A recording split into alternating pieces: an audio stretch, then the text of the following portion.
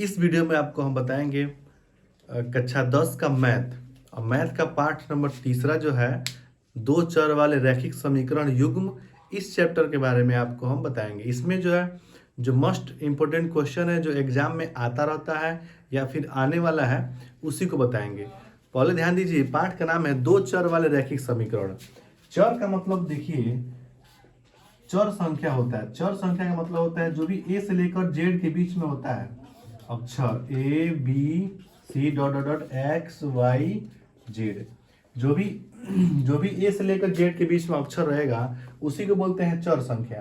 तो पाठ का नाम है दो चर वाले रैखिक समीकरण। इसका मतलब है इसमें दो ए बी आना चाहिए या सी डी आना चाहिए, एक्स वाई आना चाहिए, वाई जेड आना चाहिए, मतलब दो आना चाहिए, तभी हमारा जो दो चर वाले रैखिक समीकरण युग्म को परिभाषित ये करेगा।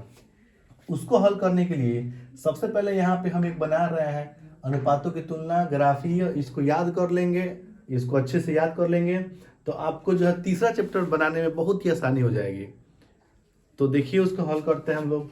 सबसे पहले होता है यहाँ हम लोग तुलना कराते हैं हम लोग। देखिए पहले होता है A x plus B y plus C बराबर होता है 0। तो इसमें a1 इसको मानेंगे, इसे b1 मानेंगे, इसे c1 मानेंगे। फिर एक और नीचे होता है समीकरण मान लीजिए एक यहाँ दिया हुआ है। फिर यहाँ होता है समीकरण number a2x b2y plus c2 बराबर 0। समीकरण नंबर 2 हो गया। इसी से तुलना करा के हम लोग जो है इसको हल करेंगे। तो देखिए यहाँ पे बता रहे हैं अगर a1 बटा a2 और b1 बटा b2 दोनों बराबर नहीं होगा, यानी यहाँ लिखेंगे a1 बटा a2 नॉट इक्वल b1 बटा b2, यानी ये दोनों आपस में बराबर नहीं होता है, तब हमारा जो ग्राफीय निरूपण में ये हम लोग को बनेगा प्रतिच्छेदी रेखा। कौन सा रेखा बनेगा? प्रतिच्छेद रेखा मान लीजिए बनेगा। ये प्रतिच्छेद रेखा ये बनेगा। बीजगणितीय रूप में ये हम लोग का होगा केवल एक हल, इसी को हम बोलते हैं अद्वितीय हल। इसको बोला जाता है अद्वितीय हल। अगर a1 बटा a2 नॉट इक्वल b1 बटा b2 हो, मतलब दोनों आपस में बराबर ना हो। जिससे मान लीजिए यहाँ पे अगर 2 हो यहाँ पे 3 हो तो दोनों आपस में बराबर नहीं। यहाँ 2 हो रहेगा, यहाँ 3 रहेगा, यहाँ पे मान लीजिए 4 हो जाएगा, यहाँ 5 हो जाएगा, तो दोनों आपस में बराबर नहीं है। जब a1 बटा a2 नॉट इक्वल b1 बटा b2 यानी दोनों आपस में बराबर नहीं रहेगा तो ग्राफीय रूप में हमारा क्या बनेगा? प्रतिच्छेदी रेखा बनेगा, यानी प्रतिच्छेद रेखा बनेगा। और बीजगणितीय रूप में हमारा जो है केवल एक हल या उसी को बोलते हैं अद्वितीय हल। अब ये हमारा संगत होगा कि नहीं होगा, तो ये हम लोग का हो जाएगा संगत। संगत का मतलब होता है मिलना। अगर प्रतिच्छेद रेखा बनता है जरूर आपस में कहीं ना कहीं मिलेगा। देखिए एक ये रेखा मान लीजिए ऐसे बन गया और ऐसे प्रतिच्छेद कर दिया, तो देखिए ये दोनों रेखा जो है आपस में यहाँ मिल रहा है। तो जहाँ मिलेगा उसी को बोलेंगे संगत और जहाँ नहीं मिलेगा उसे हम लोग बोलेंगे लो असंगत। अब देखिए अगला जो है अगर a1 b1 c1 फिर a2 b2 c2 तो ये सब बराबर आपस में हो, तीनों बराबर हो। जैसे मान लीजिए यहाँ पे a1 बटा a2 बराबर b1 बटा b2 बराबर c1 बटा c2, तीनों बराबर हो। यहाँ पे क्या है कि बस a1 बटा a2 और b1 बटा b2 दोनों आपस में बराबर नहीं है, लेकिन यहाँ पे देखिए तीनों अगर बराबर होता है तो ग्राफीय रूप में हम लोग का बनेगा संपाती रेखा। संपाती रेखा, संपाती मतलब एक ही रेखा पर दो रेखा बनता है, उसी को बोलते हैं संपाती रेखा। ठीक है। बीजगणितीय रूप में हमारा बनेगा अपरिमित रूप से अनेक हल। ये हो जाएगा हम लोग का अपरिमित रूप से अनेक हल हो जाएगा। इसको हम लोग अनेक हल निकाल सकते हैं। तो ये हम लोग का जो है बीजगणितीय रूप होगा। अब ये हमारा संपाती रेखा बना है तो ये संगत होगा कि नहीं होगा। देखिए संपाती रेखा जो बनता है ये मान लीजिए एक रेखा बन गया और इसी पे एक और रेखा मान लीजिए हमने बना दी। एक और रेखा यहाँ पे मान लीजिए हम यहाँ बना देंगे, दो रेखा इसमें बन जाएगा। तो देखिए इसमें दोनों रेखा आपस में मिल रहा है तो जहाँ मिलेगा वही हो जाएगा, संगत हो जाएगा। तो ये हमारा संगत भी हो जाएगा। यानी कि अगर A1/A2 बराबर B1/B2 बराबर C1/C2 होता है तो संपाती रेखा बनेगा और परिमित रूप से अनेक हल होगा, संगत भी होगा और इसका ये चित्र ऐसे बनता है। ठीक है, अब देखिए, अब यहाँ देखिए तो पहले A1, इसको यहाँ पे A1/A2 बराबर B1/B2 नॉट इक्वल C1/C2, मतलब ये दोनों बराबर होगा लेकिन ये C1 और C2 बराबर नहीं होगा। जब इस तरह का रहता है तो ग्राफीय रूप में हमारा बनता है समांतर रेखा। कौन सा रेखा? समांतर रेखा बनता है। ठीक है, बीजगणितीय, ये तो ग्राफीय रूप में हो गया समांतर रेखा। बीजगणितीय रूप में होगा हम लोग का कोई हल नहीं, इसका कोई हल नहीं निकलेगा, कोई हल नहीं, ये कोई हल नहीं होगा। अब देखिए संगत होगा कि असंगत होगा, इसको देखिए।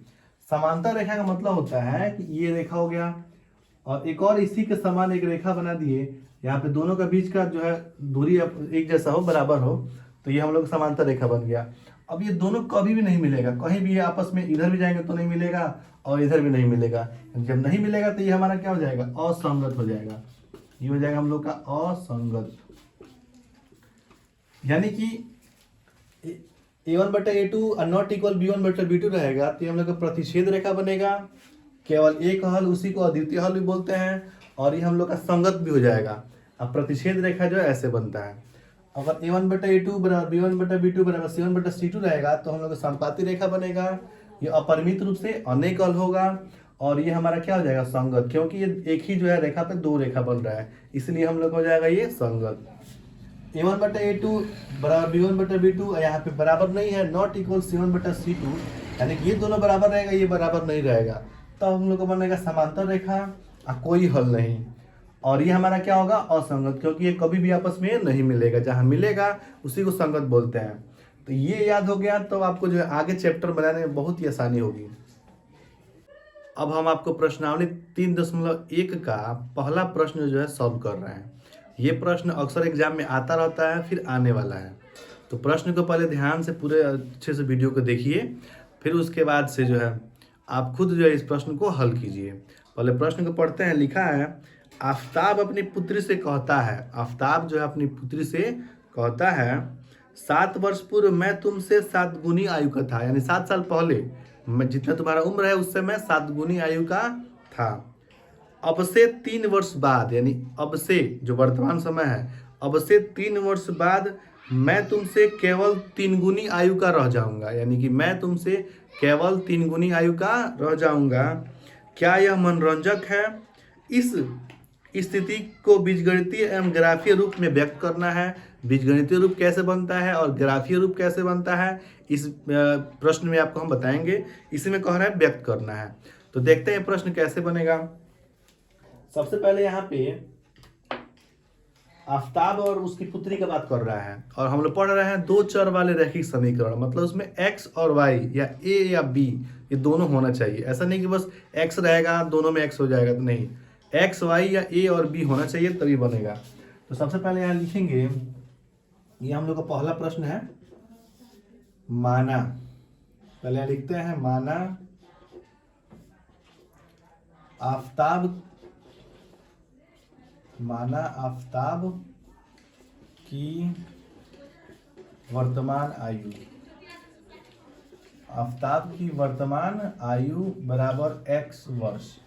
वर्तमान की बात कर रहा है तो हम मान लेते हैं कि वर्तमान जो है हम लोग का x वर्ष है, क्या मान लेंगे? x वर्ष। ठीक है, इसके बाद से इसकी पुत्री की बात कर रहा है तो मान लेंगे यहाँ पे पुत्री की वर्तमान आयु, यानी आफताब की पुत्री है तो पुत्री की वर्तमान आयु, पुत्री की वर्तमान आयु, इसको मान लेते हैं y वर्ष, क्योंकि x y दोनों मानना है, यहाँ मान लेते हैं y वर्ष। हमको मालूम नहीं है कि इसका उम्र कितना है और पुत्री का उम्र कितना, हमको ये नहीं मालूम है, इसीलिए आफताब की वर्तमान आयु को x मान रहे हैं, अब पुत्री की वर्तमान आयु को y मान रहे हैं। ठीक है, अब यहाँ लिखेंगे प्रश्नानुसार, प्रश्नानुसार जैसे जैसे लिखा जा रहा है वैसे वैसे लिखना पड़ेगा। इस तरह का प्रश्न अगर आपके पास आता है तो इसमें दो कंडीशन दे रहा है। पहले कह रहा है कि 7 वर्ष पूर्व और दूसरा कंडीशन कह रहा है कि 3 वर्ष बाद। तो पहला यहाँ लिखेंगे लोग प्रथम स्थिति, पहले यहाँ लिखेंगे प्रश्नानुसार प्रथम स्थिति, यानी दो कंडीशन की बात कर रहा है, तो लिख देंगे प्रथम स्थिति। अब देखिए प्रथम स्थिति में क्या कह रहा है, कह रहा है कि 7 वर्ष पूर्व, यहाँ लिखा हुआ है 7 वर्ष पूर्व। पूर्व का मतलब होता है पहले, पहले का मतलब होता है माइनस, उसमें हम लोग क्या करेंगे लोग, ध्यान रखना है, इसको हमको माइनस करना है, ठीक है। अब यहाँ लिखेंगे हम लोग जो है आफ्ताब, जैसे जो लिखा जा रहा है वैसे लिखना पड़ेगा। यहाँ लिखेंगे आफ्ताब और यहाँ लिखते हैं हम लोग पुत्री, ठीक है। तो आफ्ताब की उम्र को क्या माने हैं, x माने हैं, तो यहाँ x लिख देते हैं। पुत्री के उम्र को माने हैं y, तो यहाँ मान लेंगे y। इसमें कह रहा है कि 7 वर्ष पूर्व, पूर्व का मतलब 7 साल पहले की बात कर रहा है, तो दोनों में 7 साल हम लोग कम कर देंगे, यानी यहाँ भी x माइनस 7 कर लेंगे और यहाँ भी y माइनस यहाँ पे 7 कर लेंगे, ठीक है। इसको हम लोग को बराबर करना है, तो पहला कंडीशन लिखा है, यहाँ लिख देते हैं 7 वर्ष पूर्व मैं तुमसे 7 गुनी आयु का था, मैं तुमसे 7 गुनी, पिताजी कह रहे हैं 7 गुनी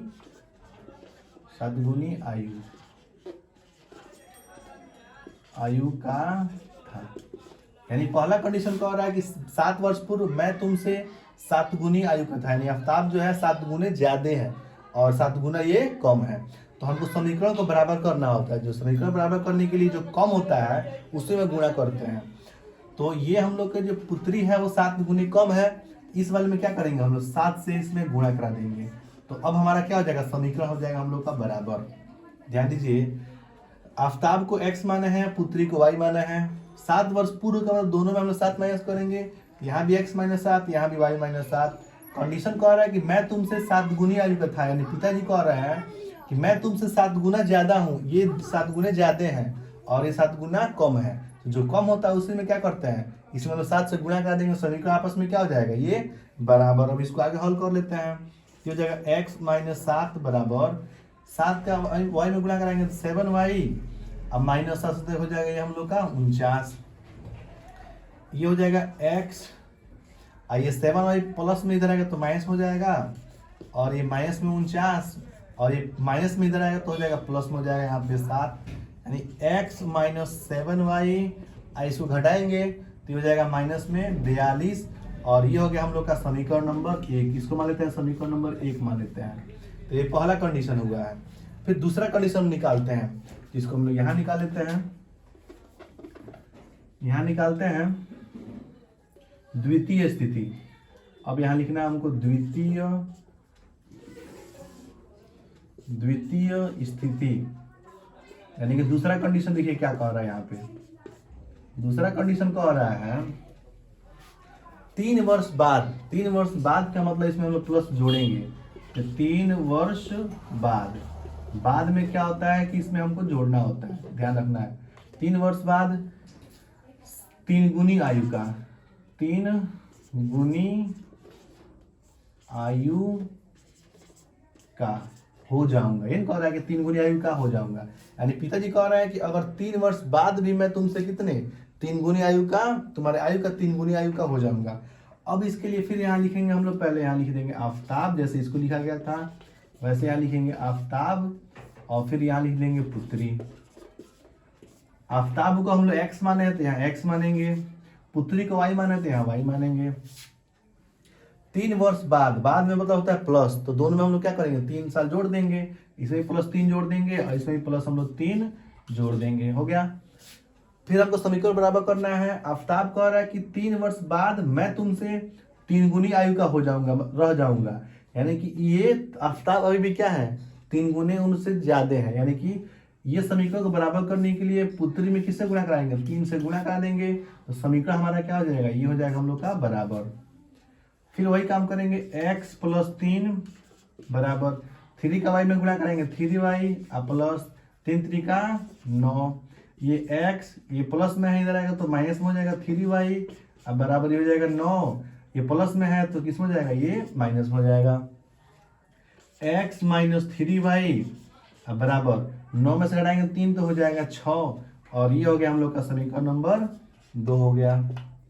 अब समीकरण 1 और 2 बन गया है। अब समीकरण 1 और 2 से ही हम लोग अब बनाएंगे बीजगणितीय रूप में, और उसे ग्राफीय रूप में कैसे बनेगा इसको ध्यान दीजिए। ये हम लोग का समीकरण नंबर 1 जो है, और ये हम लोग का समीकरण नंबर 2 है। अब इससे ही हमको जो है बीजगणितीय रूप में और ग्राफीय रूप में बनाना है। तो पहले देखिए बीजगणितीय रूप क्या लिखेंगे, समीकरण इसको समीकरण 1 को बना रहे हैं बीजगणितीय रूप। पहले यहाँ लिख देते हैं बीजगणितीय, बीजगणितीय निरूपण यानी रूप, उसी को रूप बोलेंगे। इसके लिए हमको बनाना पड़ेगा ये। इसके लिए हम लोग ऐसे खींच लेते हैं, लोग ऐसे और ऐसे खींच लेते हैं, ठीक है। बस यहाँ मान भरना है, बीच में खींच देंगे ऐसे। अब देखिए कम से कम हम लोग जो है 3 या 4 मान निकालने का प्रयास करते हैं। यहाँ पे लिखा हुआ है, इसको यहाँ पे हल कर लेते हैं। लिखा हुआ है x माइनस 7y बराबर लिखा है माइनस में 42। हम 7y को उधर भेज रहे हैं, तो हो जाएगा x बराबर, ये माइनस में तो प्लस हो जाएगा 7y, आई हो जाएगा माइनस में यहाँ पे 42। यानी x का मान यहाँ ऊपर वाला भर देंगे, x बराबर 7y और माइनस यहाँ पे 42, और यहाँ पे हमको y का मान भरना है। देखिए y का मान यहाँ क्या भरेंगे, तो हम ऐसा भरते हैं कि इसमें गुणा करने के बाद इसके आसपास में आ जाए तो आसान होता है। तो यहाँ पे हम लोग पहले रखते हैं y का मान रखते हैं पहले 6 रखेंगे, तो हो जाएगा x बराबर 7 गुणे 6 माइनस हो जाएगा 42। x बराबर 7 6 हो जाएगा 42 माइनस 42, घटाएंगे तो x का मान कितना आ जाएगा 0। तो y का मान कितना रखे हैं 6, तो x का मान कितना आ गया है 0, ऐसा रख देंगे। फिर ऐसे ही हम लोग को मान रखना है। आगे हम लोग जो है, अब हम लोग यहाँ पे y का मान रख रहे हैं, लोग 5 रख लेते हैं, चलिए 5 रख लेते हैं।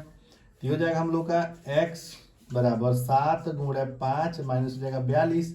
तो x बराबर 7 बचे 35 और माइनस हो जाएगा 42, घटाएंगे तो कितना होगा, माइनस में हो जाएगा हम लोग का 7 हो जाएगा। तो x का मान कितना है -7 और y का मान कितना रखा गया था 5। अब रखते हैं हम लोग जो है 4 रख ले, 7 रखते हैं यहाँ पे।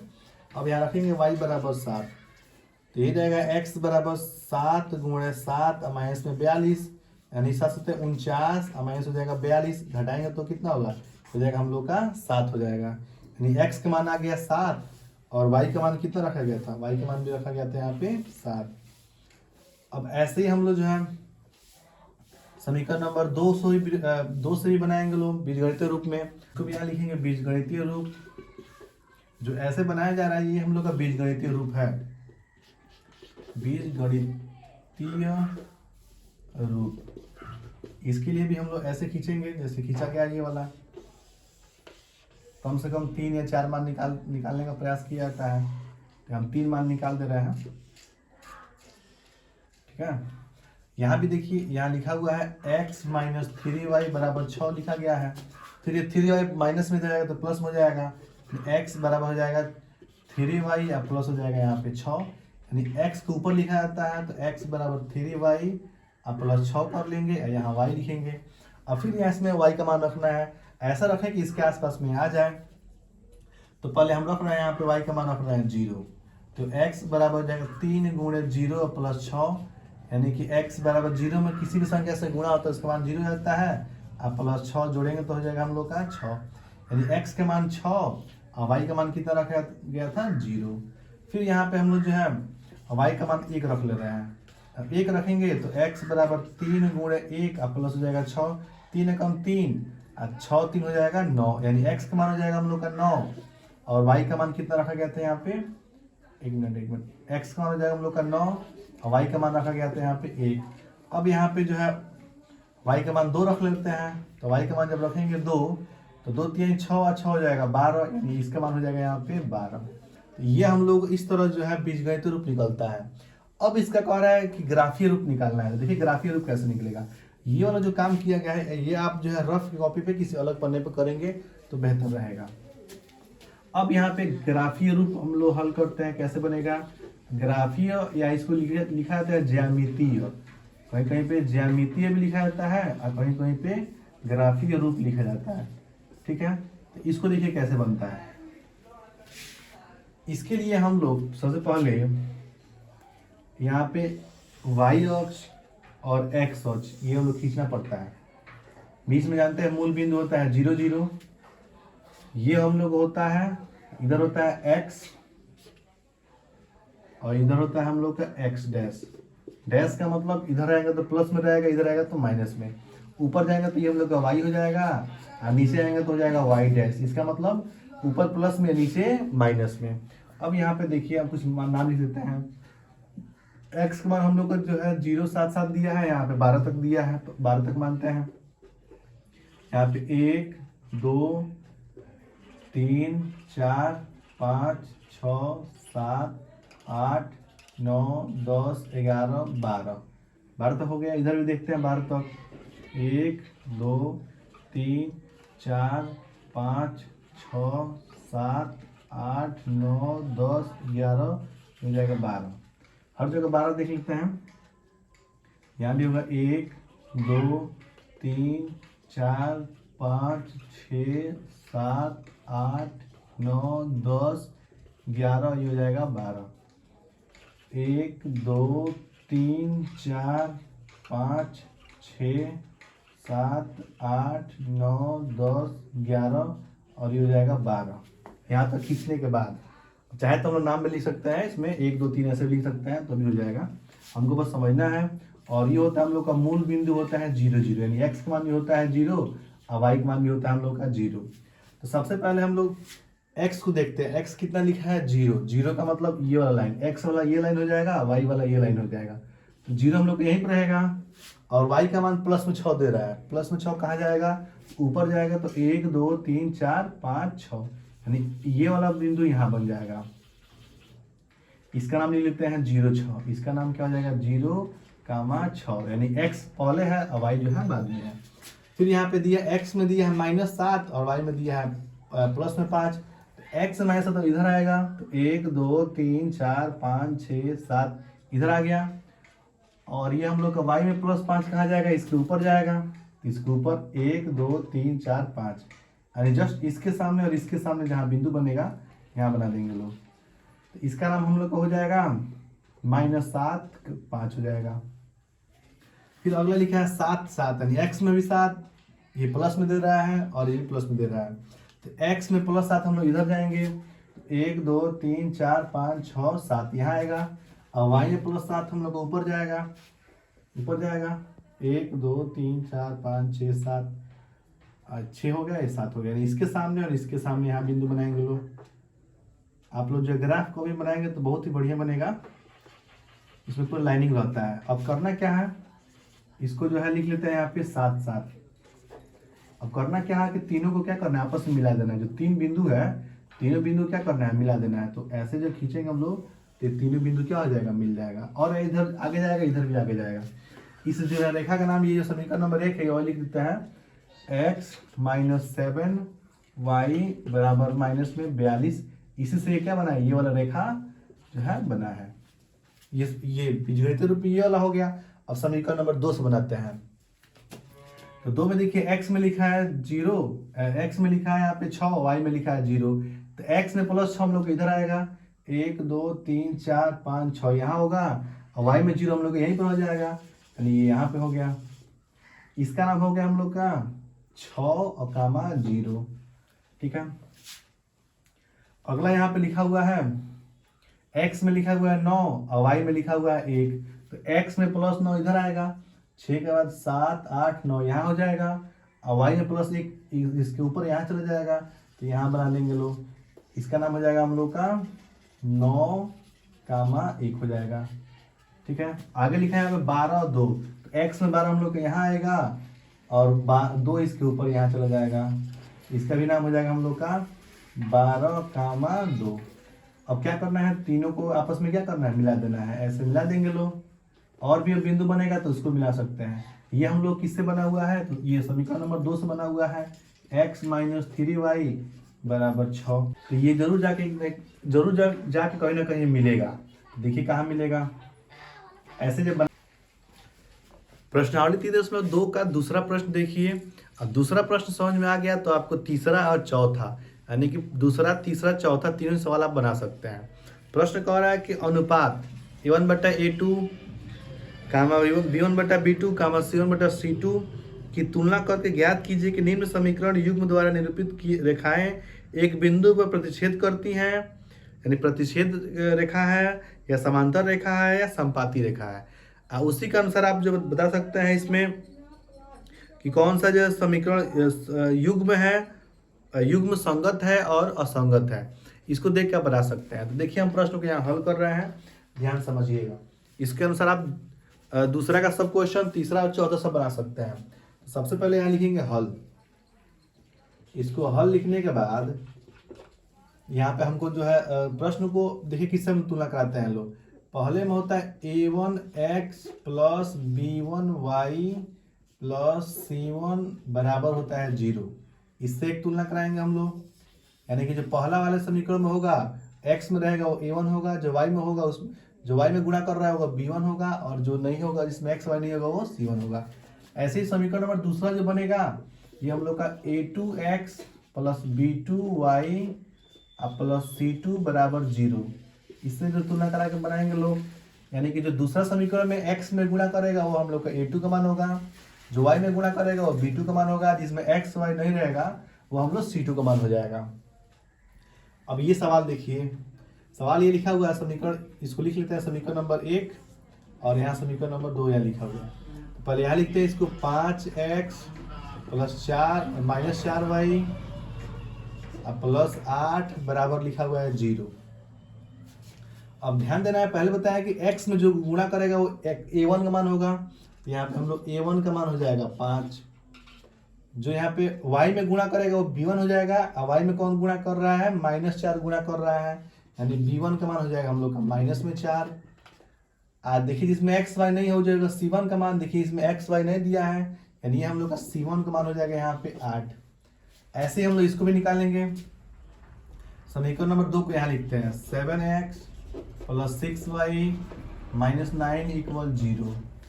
इसको भी तुलना कराएंगे लोग। जो समीकरण नंबर 2 में x में गुणा करेगा वो a2 का मान होगा, यहाँ पे a2 का मान हम लोग का 7 है, यानी यहाँ पे a2 बराबर यहाँ लिख देंगे लोग, a2 बराबर यहाँ लिख देंगे 7। जो y में गुणा करेगा वो b2 का मान, b2 का मान हम लोग को यहाँ पे दे दिया है 6, और जिसमें x y नहीं रहेगा वो हो जाएगा c2 का मान, c2 का मान दे दिया माइनस में यहाँ पे 9। सबसे पहले हम लोग जो है a1 b1 c1 a2 b2 c2 इन सब का मान निकालेंगे। निकालने के बाद तब देखिए हमको यहाँ पे a1/a2 कामा b1/b2 फिर कामा c1/c2 से तुलना कराने पर पहले यहाँ लिखेंगे उसको तुलना कराने पर। अब जो जो मान दिया है उसको लिखेंगे। a2 का मान कितना दिया है, 5 दिया है, तो यहाँ लिखेंगे 5। फिर कामा a1 का मान दे दिया है 5, तो 5 लिखेंगे, और a2 का मान दे दिया है 7, तो यहाँ पे 7 लिखेंगे। फिर यहाँ कामा लगाएंगे। b1 का मान दिया है -4 और b2 का मान दिया है हम लोग का 6, तो यहाँ 6 लिख देते हैं। यहाँ पे c1 का मान दे दिया है 8 और c2 का मान दे दिया है माइनस में यहाँ पे 9, यहाँ लिख लेते हैं। कटने वाला होगा तो पहले काटते हैं। देखिए ये तो कटने वाला है नहीं, लेकिन ये 2 से कट जाएगा, 2 दूनी 4 और 2 तिहाई 6, ये भी नहीं कटेगा। तो पहले यहाँ लिख लेंगे यहाँ पे 5/7 और कामा हो जाएगा हम लोग का -2/3, फिर कामा हो जाएगा यहाँ पे 8/-9। अब देखिए पहले ये दोनों बराबर है, ये दोनों ही बराबर नहीं है। अगर पहले ये दोनों आपस में बराबर नहीं है तो बराबर नहीं लगा देंगे इसमें, तो नॉट लगा देंगे यहाँ पे। तो इसको यहाँ पे हम लिख देंगे 5/7 और यहाँ लगा देंगे नॉट, और यहाँ लगा देंगे -2/3। अगर पहले ये दोनों ही a1 और a2 b1 b2 बराबर नहीं है तो यहाँ नॉट लगा देंगे। अब इसके बाद से ये हमारा कौन सा हो जाएगा, अगर पहला दोनों बराबर नहीं है ये हम लोग का प्रतिच्छेद रेखा हो जाता है। अभी इससे पहले जो है स्टार्टिंग में वीडियो में बताया गया उसको अच्छे से पढ़ लीजिएगा। ये हम लोग का प्रतिच्छेद रेखा हो जाएगा, प्रतिच्छेद रेखा हो जाएगा, क्योंकि बताया गया है कि अगर a1/a2 और नॉट इक्वल b1/b2 होता है तो ये हम लोग का कौन सा रेखा हो जाएगा, प्रतिच्छेद रेखा हो जाता है। प्रतिच्छेद रेखा के साथ साथ ये हम लोग का जो है अद्वितीय हल भी हो जाता है।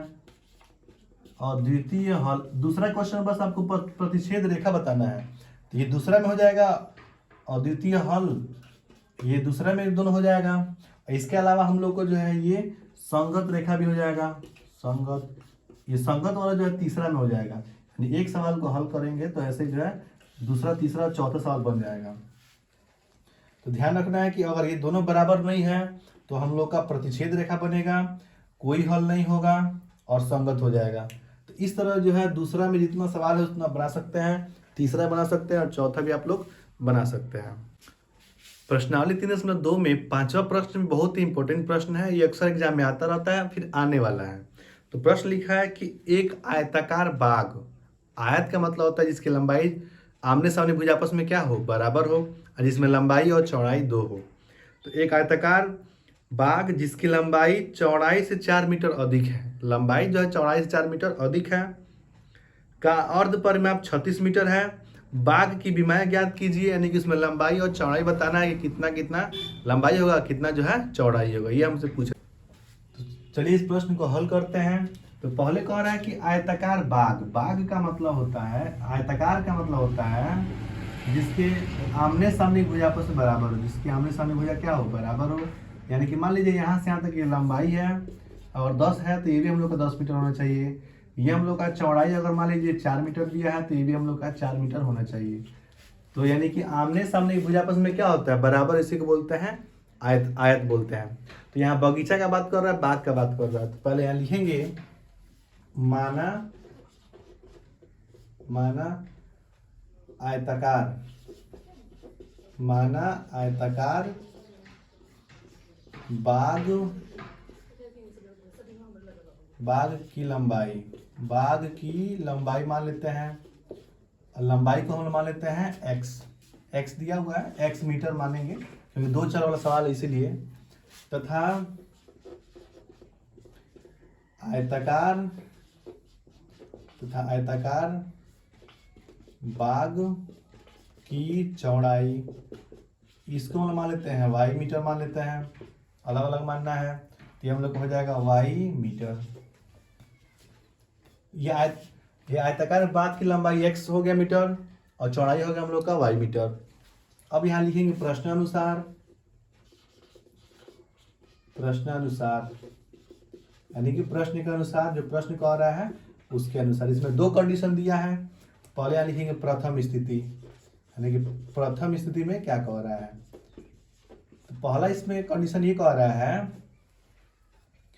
पहले कह रहा है कि लंबाई चौड़ाई से 4 मीटर अधिक है, लिखा है ना, लंबाई चौड़ाई से 4 मीटर अधिक है, अधिक है, ये हम लोग पहला कंडीशन कह रहा है। तो पहले यहाँ लिखेंगे हम लोग लंबाई और यहाँ लिख देंगे हम लोग चौड़ाई। लंबाई चौड़ाई लिखने के बाद लंबाई को हम लोग x मान लेते हैं, x मान लेते हैं, और चौड़ाई को y मान लेते हैं, y मान लेते हैं। कंडीशन क्या कह रहा है कि लंबाई चौड़ाई से 4 मीटर अधिक है, मतलब ये लंबाई जो है इससे 4 मीटर अधिक है।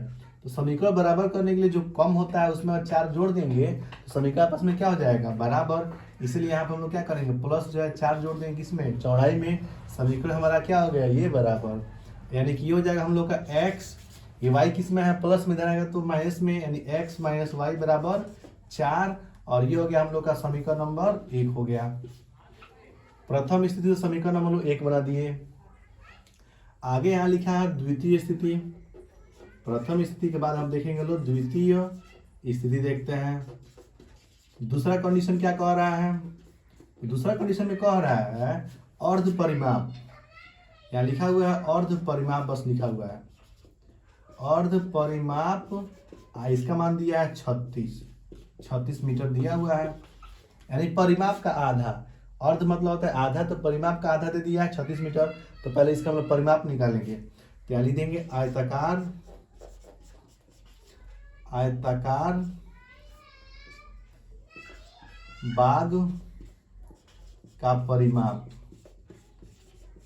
परिमाप बराबर, ये आधा है तो इसका 2 गुना हो जाएगा। 36 में कितना होता है, 72 होता है, इसमें 2 से गुणा कर देंगे तो हम लोग को 72 हो जाएगा।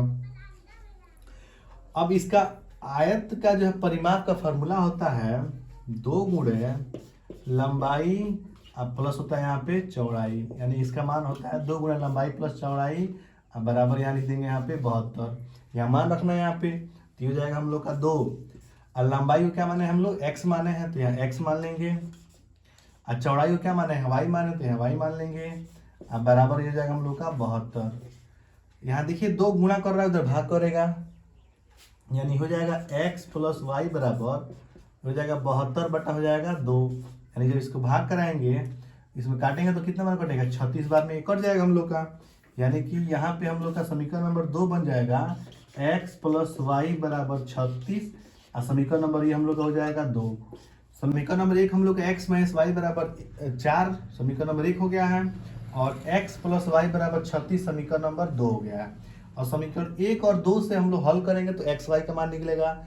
इसको हम लोग विलोपन से या प्रतिस्थापन विधि से हल कर सकते हैं। तो देखिए विलोपन से सिंपल होता है हल करना, तो विलोपन के लिए देखिए यहाँ y माइनस में है और यहाँ y प्लस में है, यानी y से y कट जाएगा, यानी समीकरण 1 और 2 को जोड़ देंगे तो हम लोग का x का मान निकल जाएगा। यानी लिखेंगे यहाँ पे समीकरण 1 में समीकरण 2 को जोड़ने पर इसको हम लोग बोलते हैं विलोपन विधि से हल कर रहे हैं, ठीक है। जब इसको हल करेंगे तो यहाँ पे लिख देंगे पहले समीकरण नंबर 1 लिखा है x माइनस वाई बराबर 4, समीकरण नंबर 1 यहाँ लिख दिया है। और यहाँ पे x प्लस वाई बराबर हम लोग लिख दिया गया 36, समीकरण नंबर 2 लिख दिया है। अब इसको हमको जोड़ना है, समीकरण 1 और 2 को जोड़ेंगे। जोड़ने के लिए यहाँ पे लिख देते हैं, यहाँ पे जोड़ने पे क्या होता है, अगर दो चिन्ह एक जैसे y प्लस माइनस में या प्लस में तो कट जाएगा, क्योंकि दोनों चिन्ह अलग अलग है, तो यहाँ से काट लेंगे। यहाँ देखिए x और x जो है जोड़ेंगे तो हो जाएगा हम लोग का 2x बराबर 36 में जोड़ेंगे 4 तो हो जाएगा हम लोग का ये 40। 2 यहाँ पे गुणा कर रहा है तो भाग करेगा, तो x बराबर हो जाएगा 40 बटा 2 हो जाएगा। यानी इसमें भाग कराएंगे तो हम लोग को 20 बार में कट जाएगा ये, यानी x का मान कितना आ गया 20 मीटर, ठीक है। ये x का मान निकल गया, बाद में मीटर लिखेंगे। अब इस x का मान निकल गया है 20। अब इस x का मान समीकरण नंबर 1 या 2, यहाँ 1 या 2 लिखा हुआ है, किसी में भी रखेंगे तो हम लोग y का मान निकल जाएगा। तो हम लोग इसमें रख रहे हैं, समीकरण नंबर 1 में रख रहे हैं, तो यहाँ लिख देंगे x बराबर 20 समीकरण 1 में रखने पर, यानी समीकरण 1 में हम लोग जो है मान इसको रख रहे हैं। तो समीकरण नंबर 1 दिया है x माइनस वाई बराबर दिया गया यहाँ पे 4। तो यहाँ x का मान कितना रखना है हमको 20 रखना है, तो यहाँ लिख देंगे 20 और यहाँ माइनस वाई बराबर यहाँ लिख देते हैं 4। एक काम करते हैं, y को इधर भेजते हैं, इसको इधर भेज देते हैं, तो हो जाएगा 20। ये 4 प्लस में जाएगा तो माइनस में हो जाएगा, और ये y माइनस में जाएगा तो प्लस में हो जाएगा।